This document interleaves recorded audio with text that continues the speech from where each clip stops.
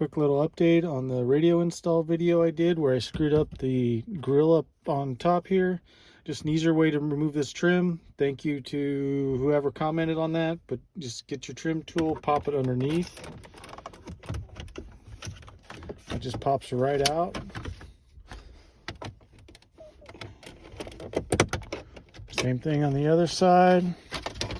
Then up here, which I figured out in the video, just put your trim tool back here.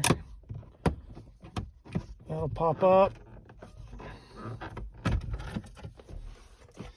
Got a new one here.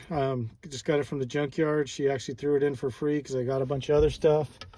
So, trick this in here in the bottom. Make sure your tool's out of the way. And snap this all back in place.